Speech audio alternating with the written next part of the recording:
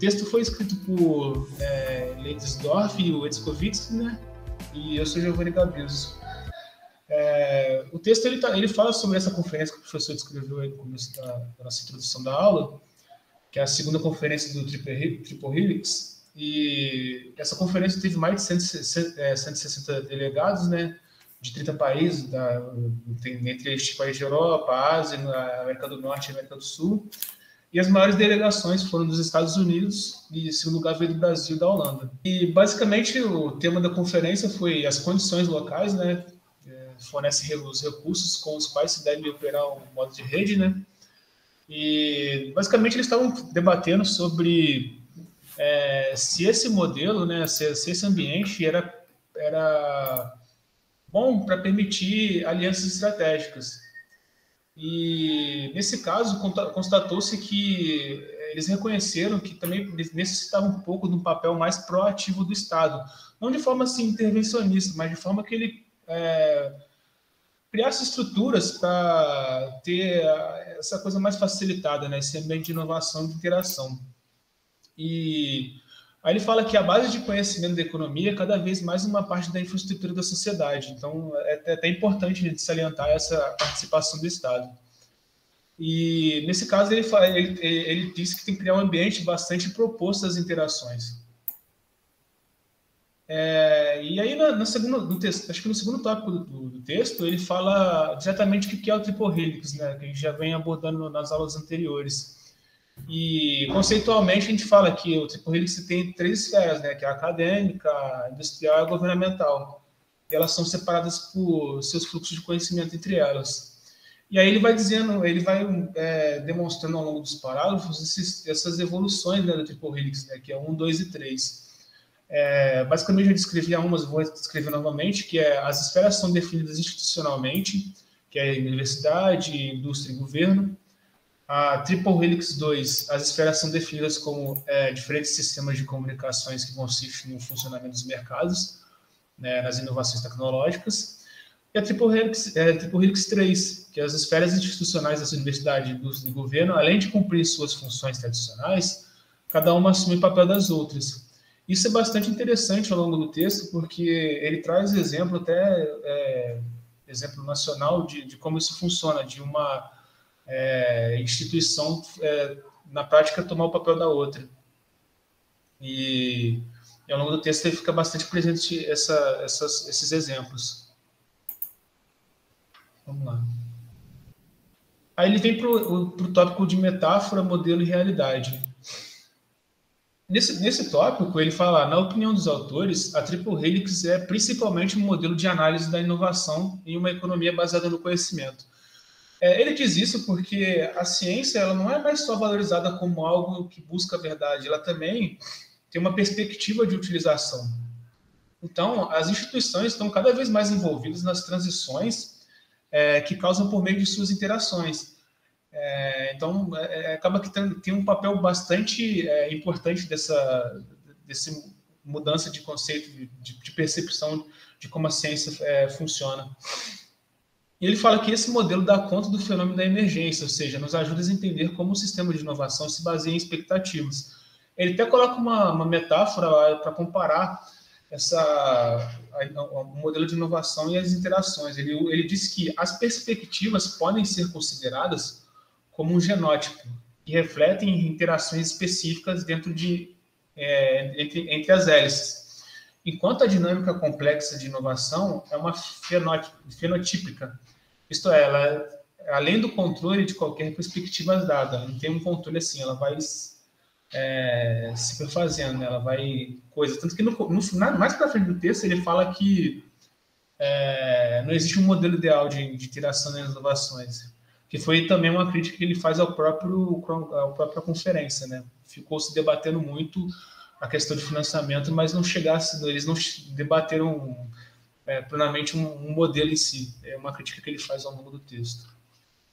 E aí a gente tem uma parte que é bastante interessante no artigo, que ele fala que ele coloca duas esferas, uma macro e uma micro, que seria uma esfera local versus uma esfera global. E ele coloca assim, o local e o global são especificações importantes para o uso de um modelo de Triple Helix. Eles, na verdade, eles têm uma esperança de que o desenvolvimento futuro sejam resultados de mudança nas contingências locais. Porque até, até uma coisa que é com consenso, né, a gente consegue imaginar que sempre um ambiente global ele influencia no local. Mas, na verdade, não é. Eles também, esses dois ambientes, eles fazem um processo de recombinação. Então, acaba que um pode influenciar o outro e com pesos diferentes, mas no resultado geral, um contexto local pode sim influenciar um contexto global. E acaba que isso é uma questão que é importante debater o modelo do tipo Helix como forma de agenda pública, né, de políticas públicas. Seja ele fazendo desenvolvimento regional, seja ele fazendo um processo de incubadora com universidades e empresas. Então, é esse tipo de interação que ele fala no texto. Aí ele coloca lá, as dinâmicas institucionais são analisadas de forma acoplada ao que proporciona o desenvolvimento global. Ele reforça um pouco mais essa complexidade de interações. E todas essas unidades estão continuamente se desenvolvendo dentro de um sistema maior. Ele coloca um exemplo interessante, só ler esse quarto tópico para eu poder finalizar assim, mas eu vou colocar o exemplo que acho que é mais fácil de visualizar. Ele falando no quarto tópico aí, os limites são transgredidos e as evoluções são geradas nos vários processos de modelagem mútua. O exemplo que ele dá foi um exemplo que a gente também disse na aula passada, que talvez seja mais interessante economicamente para uma empresa, ao invés dela investir num aparato de tecnologia, ela vai lá e terceirize isso para uma universidade, terceirize entre aspas, uma universidade ou então uma instituição pública para ter algum benefício, seja ele fiscal ou então alguma coisa, vantagem ambiental. Isso também fica bastante claro no exemplo da Dupont, que ele fala ao longo do texto. O Dupont, ele sempre fez essa balança, né? O que era mais vantajoso, fazer esse tipo de P&D dentro da empresa ou fora da empresa. Ele até cita alguns exemplos indianos lá, até interessante ao longo do texto. E a gente vai para o tópico de regime de transições. Aí ele começa dizendo, a intensidade do conhecimento induz a diferenciação entre um nível estratégico, né, que é aquela parte do que e porquê, e o nível operacional, que é o como a gente vai fazer. E ele diz que ambos os níveis eles são importantes no ambiente de colaboração. Acaba que o peso de um entre o outro é mais uma coisa específica, mas os dois são importantes igualmente. E aí ele enfatiza na coisa que quando três incertezas operam uma sobre a outra, novas combinações permitem a sobrevivência de nichos através de ajustes naturais, embora de forma inesperada, de uma perspectiva global. Aí ele enfatiza que existe uma necessidade de troca teoricamente informada de exemplos e ideias, uma vez que o aprendizado adicional requer que ultrapassemos os limites estabelecidos entre os domínios. Ele diz que não é preciso, num ambiente colaborativo, perder aquela coisa da competitividade. Tanto que ele cita para frente um exemplo que aconteceu no Japão, de um ambiente colaborativo que ele foi bastante produtivo no sentido de que essas pessoas estavam fazendo pesquisa, mas elas conseguiram manter o ambiente de competitividade. Ou seja, o debate, ao invés de ser uma coisa bem maçante de gradinha, ficou mais enriquecido pela troca de ideias, entendeu? Pela essa interação de cada um dos participantes. Não era uma coisa assim, visando assim só para frente, não. Foi uma troca bem enriquecida de ideias. E a combinação emergente de oportunidades é continuamente avaliada, e acordos e desacordos, foi isso que o debate todo, acordos e desacordos, sobre as melhores posições podem ser codificados e comunicados. E nessa empresa de conhecimento intensivo, podemos estruturar continuamente o futuro local da pesquisa. E acaba que, nessa frase, ele enfatiza que é uma questão de aprendizado constante em função dessas interações. Então, acaba que, nesse modelo de inovação com a hélice tripla, existe muito disso. A interação entre as três instituições, ela vai gerando um aprendizado constante. E aí entra naquela parte que eu citei 2 slides atrás, que ele faz uma pequena crítica, que existe um consenso entre os participantes que não existe uma melhor prática. E aí ele acaba falando no texto que se deu muita ênfase à parte de inovação em estrutura de conhecimento e não em setores específicos de tecnologia. E, no caso, eles ficaram focados demais nas plenárias desse evento, em diferenças de mecanismos de financiamento. Tanto que, ao longo do texto também, ele coloca uma questão de patente, de como que financia esse tipo de inovação, interação. Então, acabou que foi uma falha do evento em não ter debatido mais a questão que era mais importante, uma coisa que era um modelo melhor assim, de interação. E aí questões ficaram em aberto, né? Que era o que pode ser aprendido sobre inovação ao comparar a indústria, tecnologia e nações, e como podemos desembaraçar intelectualmente as complexidades das interações envolvidas. Nessa parte do texto também, ele traz um exemplo muito interessante que aconteceu na Universidade Federal do Rio de Janeiro, na FRJ, que a Angela Ruller, ela era, pelo que entendi, ela é diretora do Copetec, né? E ela explicou que a unidade ela passou a envolver no trabalho comunitário de moradores de favelas. E esses moradores de favela, né, eles passaram a organizar, né, auxiliar como uma cooperativa assumindo um papel de formação de empresa. Ou seja, uma universidade tendo um contato direto com comunidades, que é um outro assunto que a gente vai falar para frente. E aí, por fim, ele coloca lá que a tecnologia é uma celebração da comunidade. E na reunião, James Hayward, que é o presidente e CEO da Colaborativo do Laboratório Zinc, ele afirma que a tecnologia é uma celebração da comunidade. E eles dizem que o Hayward ele fala que as comunidades não podem ser tratadas apenas como dados, né? Elas também, através das interações do processo de inovação, elas também podem através dessas interações, solucionar problemas antigos, entendeu? Não é só uma coisa assim que seja só coisa, ela pode participar dessa forma. E aí ele fala que as áreas se combinam-se de maneiras diferentes e que ocasionando diversas possibilidades de interações.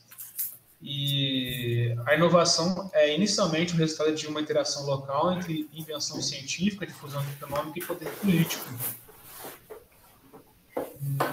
E é uma coisa interessante que ele fala também ao longo do texto, que o que conta não é a acumulação do desempenho passado, mas a desenvoltura desses ativos em relação às coisas que vão vir para frente, né? O que vamos desenvolver para frente. Então, não é só você pegar todo esse conhecimento, toda essa interação e não servir para nada, mas assim você, a partir disso, elaborar algo maior. E a Tripolix, ela tem por objetivo mesclar as diferentes comunicações para permitir o ajuste fino dos diferentes sistemas de valores, que vai muito nesse sentido. O papel de cada um e como ele pode contribuir. Então, basicamente foi isso. Legal, então, Giovanni. Perfeito. Então, vou passar diretamente aí a Alexandra para fazer os comentários dela. Vocês estão me ouvindo bem? Agora sim. Tá. Boa noite para todo mundo. Quero parabenizar, né, o Giovanni pela apresentação dele. Gostei muito. Foi assim, ele soube assim pensar as coisas principais, porque é o que ele falou no começo. O texto ele não é um texto muito grande, mas ele é um texto que ele dá muita informação, mas não aprofunda muito. Então, assim, porque, na verdade, eu entendo o texto como um relatório da segunda conferência. Então, acaba que, no momento, ele está fazendo um relato do que acontece, no momento, ele apresenta opiniões de alguns... de alguns participantes, como de empresa, de pessoas que ou contrapõe ou levanta pontos muito importantes, então, e dá a própria opinião dele e sugere. Uma coisa assim, interessante que eu tenho observado no texto dele, que é uma característica muito interessante que parece que em todo o texto ele gosta de deixar perguntas. E isso é muito instigante, porque ele muitas vezes ele não dá uma resposta, ele só né, ele tem sempre algumas perguntas que você tem que pensar. É isso? É assim? Não é assim? Porque eu acho que é por aí, né? Você tem que refletir. Então, eu acho isso bacana nesse segundo texto, que foi a segunda conferência, né? E ver que, assim, como é que a coisa evoluiu. E, assim, citando, assim, os pontos principais, assim, ele citou 2 pontos, assim, que eu achei, eu já tinha marcado esses 2 pontos, mas ele acabou falando deles, mas, assim, eu vou voltar num deles. Ele falou dessa coisa da ciência, eu tinha marcado isso, mas aí eu vou ser repetitiva aqui, Giovanni. Quando ele fala assim, desse papel da ciência, eu achei isso muito bacana, porque a gente vê a ciência muito como essa coisa assim lá, né? Essa coisa muito distante, essa coisa de... quando ele fala assim da busca da verdade, então é meio assim uma sensação meio filosófica. Então, quando você junta as duas coisas e dá a sensação, principalmente para mim, eu que não entendo muito, né, da Triple Helix, quando você fala em inovação, a gente fica pensando naquela coisa muito prática. Você pensa assim, então tá, vamos gerar lucro. Então, quando ele faz essa combinação da ciência, da busca da verdade e essa perspectiva de utilização, então, quando ele consegue juntar isso nesse pensamento dele, eu achei assim, muito interessante. Eu acho que ele consegue fazer esse link de uma forma assim, perfeita, e acabou que eu ia destacar isso, mas aí eu tive que repetir, porque foi muito bem falado pelo Giovanni, ele destacou exatamente. E outra coisa também que ele destacou, e que eu achei assim também, são os pontos, assim, a metáfora, né? Quando eu peguei o texto e eu vi assim, poxa, metáfora, eu adoro metáfora. Aí eu falei assim, poxa, tô doida para chegar nessa parte, né? Aí, quando eu, assim, falando das metáforas, quando ele usa essas metáforas do genótipo e do fenótipo, eu achei muito interessante, porque você pensa, você está pensando assim no que é essa inovação, ou seja, poxa, é aquela coisa, se você for pensar nós como seres humanos, ou seja, a gente tá lá, tá bom, vamos pensar em termos, quando ele usa essa evolução, ou seja, você tem essas perspectivas, né? Que você usa as 3 L's, então tá, isso está considerado, né? Esse estamento, etc. Mas quando ele vem com esse conceito quando ele vira e fala desse conceito do fenótipo, que ele chega a falar no texto, né? Além do controle de quaisquer perspectivas, né? Isso gera um salto, eu acho que gigantesco, né? Eu acho que é aí que está o grande ponto da questão da inovação, porque à medida que você é colocado, que ele depois acaba falando da questão da internet, da questão da dimensão virtual, que quando você entra nela, à medida que você interage, você também você tem uma solução que você quer encaixar, mas ao mesmo tempo que você está trabalhando nisso, você vai sendo, você vai recebendo, vai tendo alimentações, e isso vai mudando você também. Então, aí sim você vai para essa questão dessa combinação, aonde entra a questão de que essa combinação né, como seria do meio, né? Se a gente pensar em termos de indivíduo, mas aqui de uma perspectiva geral de tudo, né? De todas as dimensões dos problemas, né? Ele fala que há sempre um mundo além. Ao prever novas dimensões dos problemas, amplia-se o escopo analítico, ou seja, a sensação que dá é que você está, justamente, aí eu volto naquele primeiro texto, você está sempre naquela hélice e a todo momento, entrando e saindo, né?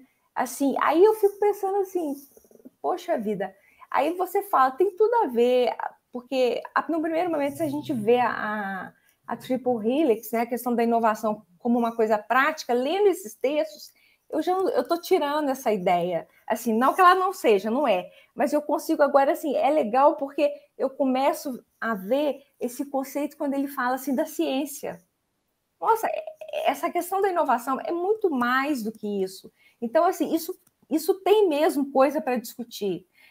Isso é uma, né, sei lá, quem sabe até chegar a ser uma ciência mesmo, né? Não tem ciências econômicas, né? Sei lá, ciências da inovação, estou aqui falando. Eu achei, assim, muito bacana nisso. Aí, né, então é isso. Bateu muito as minhas observações com o do Giovanni, e assim, eu parabenizo nele porque eu achei que ele foi muito, muito feliz em pensar as coisas mais importantes, porque o texto ele tem muita informação e não aprofunda, e ele foi muito feliz nisso. Parabéns, tá, Giovanni? Viu? Valeu, isso. valeu. Obrigada. Giovanni e Alexandre, deixa eu fazer também alguns comentários aí nesse embalo. Acho assim, realmente, esse é um texto que ele não seria um paper, né, tradicional. É isso, ele na verdade é um relatório do evento, né, e ele vem em algum aspecto, ele foi publicado na Science and Public Policy. Eu tenho a impressão, eu não me recordo agora, eu acho que toda essa edição aí, a 25.3, foram com textos da conferência, porque normalmente os eventos têm aquela prática de fazer os anais, né, como eles chamam lá fora, os proceedings, né, e a Triple Helix, por algum motivo, não sei se... também era uma transição, já estava num momento de transição daquela... Antes se editava um livro de resumos, né, e os anais mesmo, aquele catapácio, às vezes em volumes, etc. E essa virada do milênio aí, essa coisa começou a cair em desuso, porque era cara, né, porque você tinha que imprimir, está com isso tudo pronto para entregar para as pessoas no evento, dentro da pasta, né? Tinha uma outra lógica aí de organização de eventos. E eles acho que começaram a abolir isso, a simplificar e não fazer os anais e simplesmente não, pegar os artigos que eram bons e combinar com os editores desses periódicos de publicar uma edição específica.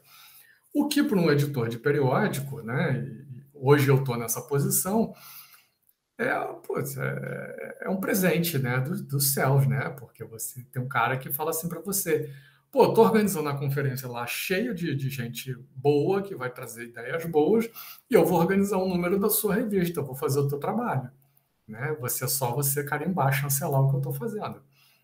E aí tem uma parceria longa com a Industry and Higher Education, o John Edmondson adora a gente, porque é isso, a gente chega com o número pronto para ele e fala assim, é a última conferência aí, né?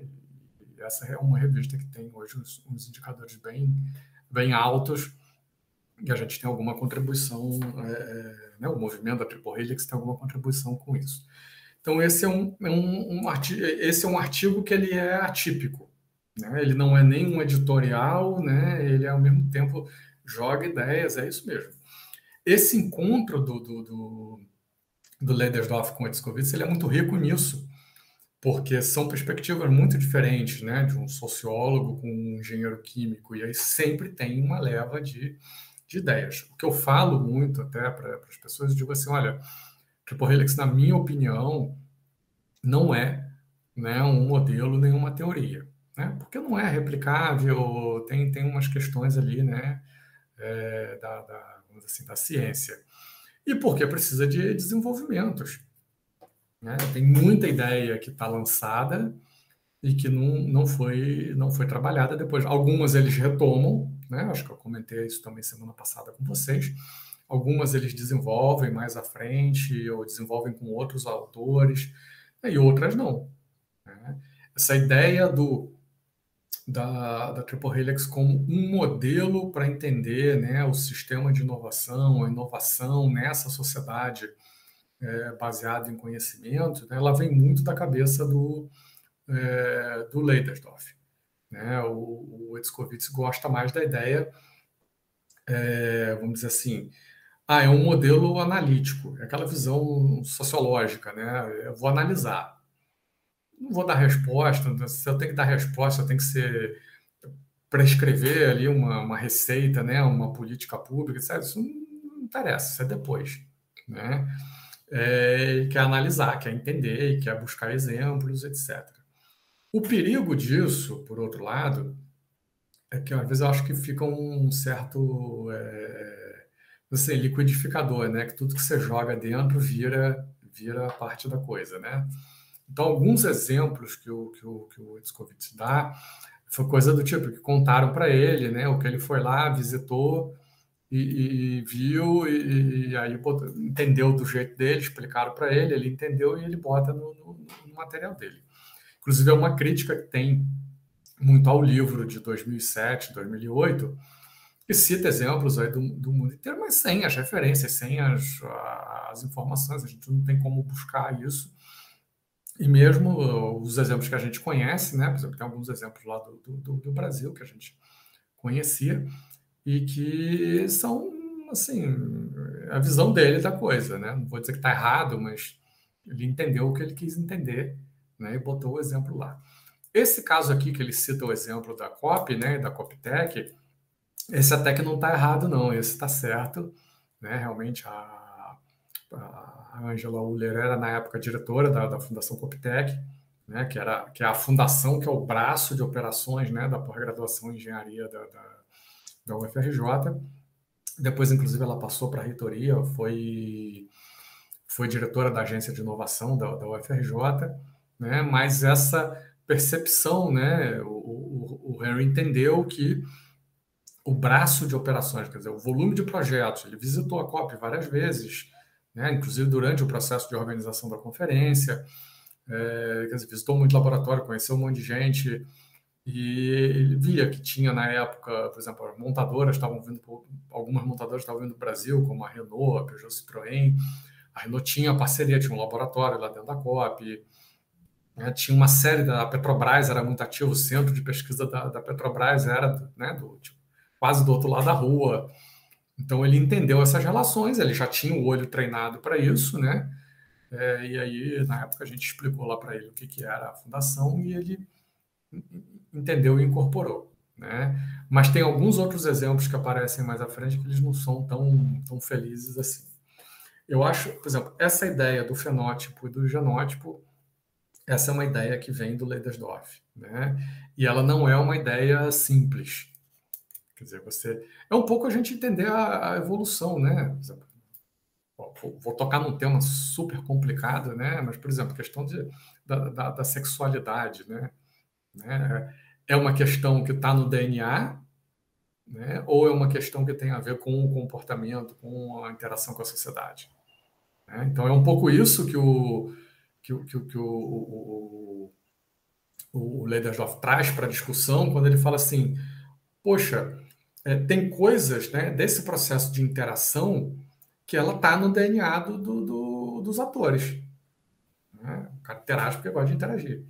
Tem outras não, que são socialmente construídas, né? E a gente precisa ter né, encontrar essas pessoas que já têm esse DNA para colocar no lugar e construir essas pontes sociais. Fala aí, Alexandre. Só falar rapidinho, porque quando você falou esse negócio da questão né, do caráter evolutivo, assim, não, eu vou comentar, assim, você prolixo aqui, porque, assim, eu gostei demais disso, porque, assim, eu acho muito interessante a teoria da evolução, eu acho que isso tem tudo a ver, e isso aqui, colocado aqui, isso dá, assim, isso abre um mundo na cabeça da gente em várias áreas. Então, ele colocar isso aqui, então, assim, aí a discussão ela abre a capacidade de você desenvolver coisas, de você descobrir coisas, assim, é instigante demais, entendeu? É uma sacada muito... Só isso, assim, porque eu fiquei, assim, encantada.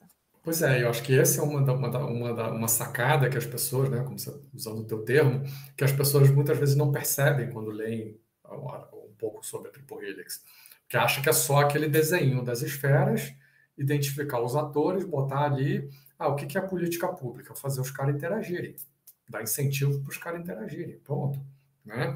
Não entendem que é muito mais do que isso. Então, por exemplo, a gente, né, que está aqui num programa de mestrado, vocês vão fazer as dissertações de vocês vão fazer um estudo de caso aí sobre alguma coisa, né? Por exemplo, vocês aí do IF Sudeste. O estudo de caso, na verdade, ele é uma fotografia, né? Você vai lá, entrevistou, não sei o quê, tirou um retrato de um determinado momento e usou aquilo para analisar, né? Raramente a gente faz trabalhos que são trabalhos que olham a dinâmica das relações, né? E aí essa é uma das coisas assim que nitidamente diferencia a Triple Helix da discussão de sistema de inovação. Quer dizer, o sistema de inovação estava olhando muito assim, a existência dos atores, etc., como é que fazia, como é que não fazia, o arcabouço legal, o volume de financiamento, etc. A Triple Helix vem, ela não contraria isso, né? Ela continua dizendo, não, essas coisas todas são importantes, mas tem uma outra coisa aí que tem que olhar, que é a dinâmica, como é que essas coisas evoluem, tá? E mais do que isso, né? Acho que é uma outra contribuição do Leidersdorf que é central, é que entender que a relação entre os atores, distintos atores, num sistema, numa rede, ela é complexa, ela é dinâmica e ela é complexa, e aquela configuração ali vai mudando ao longo do tempo, né? Então, essa coisa até que, né, que você pensar, poxa, eu sou universidade, né? Aí interagir com outra instituição como vocês. Aí a gente interagiu com empresas. Aí a gente foi lá junto, buscou um projeto de governo para fazer uma pesquisa.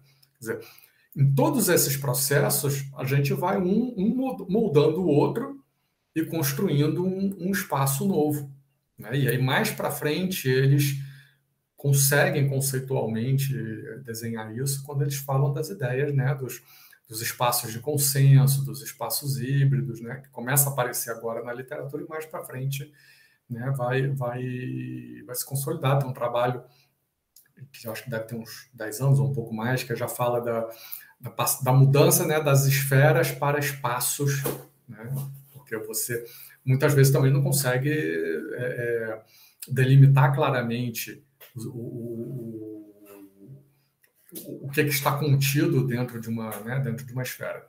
E mais o interessante que também começa a aparecer nesse momento é esse papel dos intermediários, das organizações híbridas, né, que eu já falei isso um pouquinho com vocês lá na aula 2, né, e tem textos aí para frente também. Então, assim, e daí vem, inclusive, uma figura que eu não sei quem desenvolveu, né, mas é um GIF aí que a gente usa até hoje aí em tudo que é apresentação, apareceu nessa época, que é as 3 hélices, né, uma espiral assim, sem fim, elas estão rodando o tempo todo.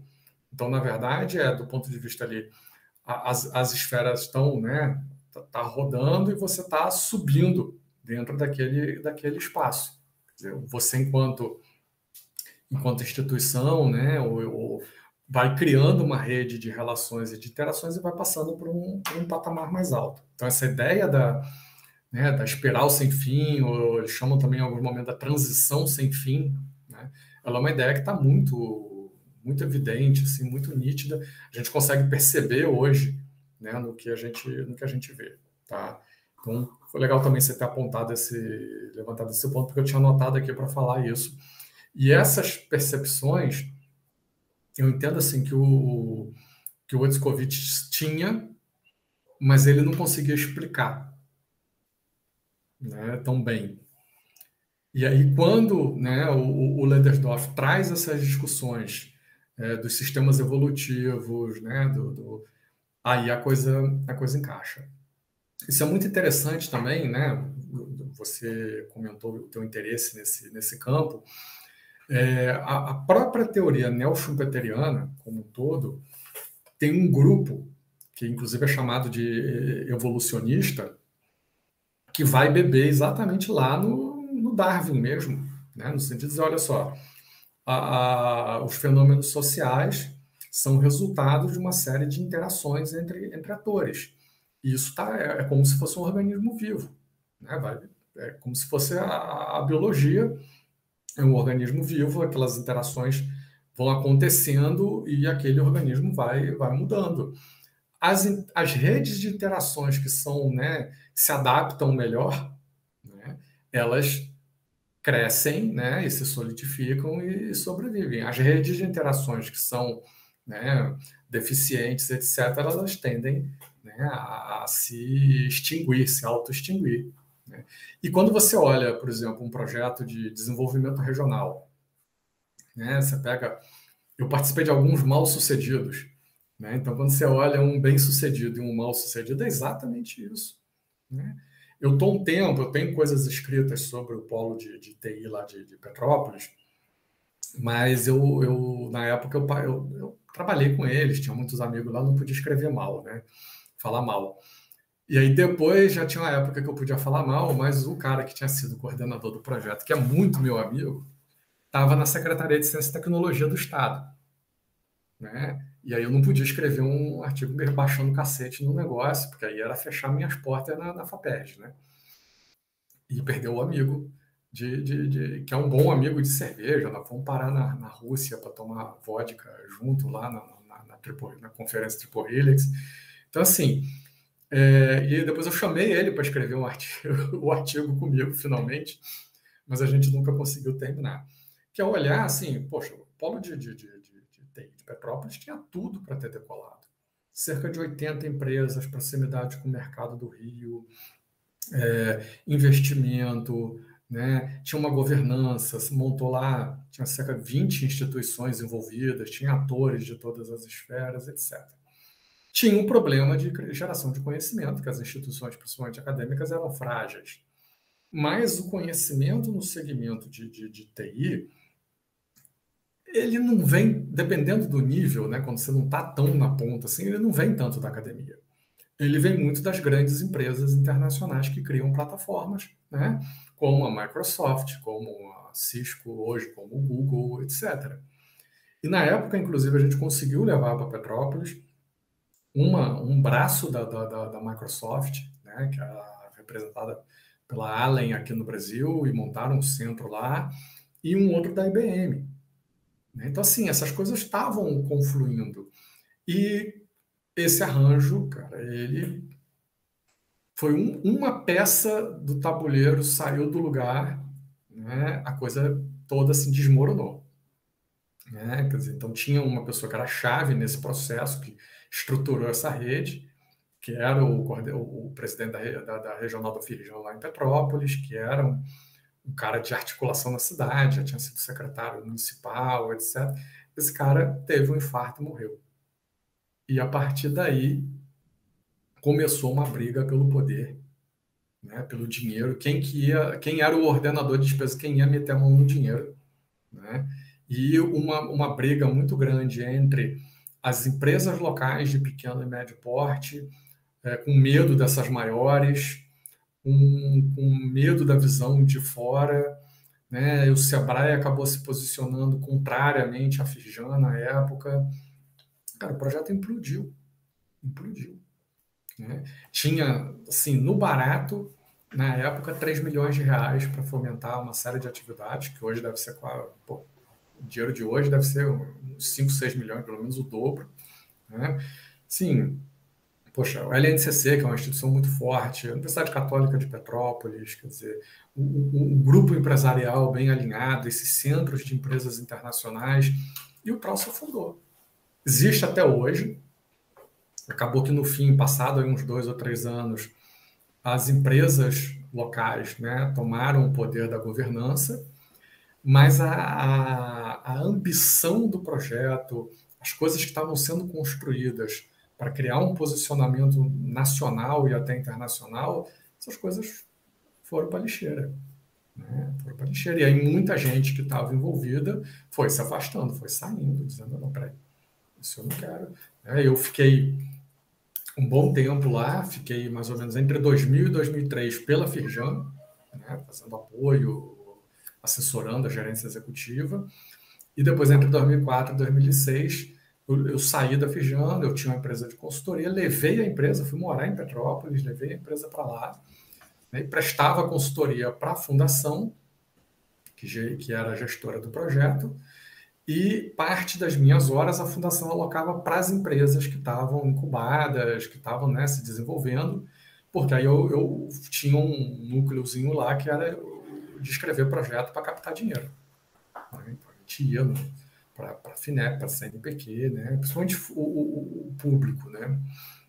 Não tinha um mercado de capital de risco, né, privado, não era bem desenvolvido, tinha um fundo ou outro, mas a gente tinha um foco, né, de buscar dinheiro ali em financiamento público para desenvolver tecnologia, essas coisas.